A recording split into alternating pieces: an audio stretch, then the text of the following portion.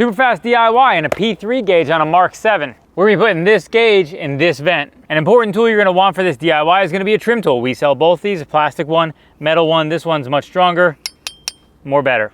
We're gonna pop off our trim panel like this. Then we can stick our trim tool in between the vent here. Can't really do this with the plastic one as easily because it's not as strong. Carefully don't break this. There's 4 clips on it. I'll show it to you once we get it out. 1 clip, 2 clip, 3 clips, 4 clips. You have to compress them and then slide it forward. This portion replaces the slats of the vent. You can buy it with it, shoptap.com, or you can buy it without it, and it's cheaper. If you want to be cheaper and do it this way, this is the cheaper way. Grab a pick or a screwdriver, something like that. You just pry it to pop this frame out like that. These ends pop off here like that because we're replacing this slat. So the top 2 slats go away like that.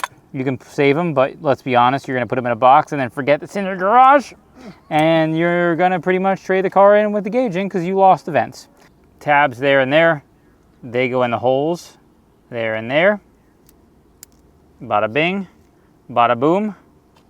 I'm not gonna peel it yet. You got this guy, opens and closes the vent. Gotta make sure it's open so you can get the wire in there. Just like that. You gotta tilt this P3 gauge in first to get it kind of underneath, and then you can snap it in. We gotta feed this wire down. Now we're gonna stick our trim on, get it snapped onto our vent. There we go. See, P3 gauge. We should wait. And then we can snap our gauge in just like this. Pop goes the weasel. Just take this, click, like that. This is a cubby hole that Nathan uses as a spare change holder that I dump change all over the floor with. We're gonna run this up from underneath up, because if you try to run it down, it won't go. On the end here, there's extra wires for a dimmer switch and extra signals. You're not gonna use them, let's be honest, no shot, you're not willing to. We're gonna run this up from underneath the dash. All we're gonna do is plug it in like this, like that. Stick it in here like that. Now you should mount this properly with some double-sided tape, but let's be honest, you're all just gonna stuff it in there and slap the panel back on there. When you have a rattle from your dash later, just remember, you did that. Change, back in.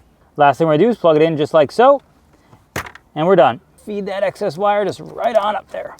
First startup, you should have done this before you put it all back together, but I didn't. You're gonna find out now if you did something wrong. Now your DIY is complete.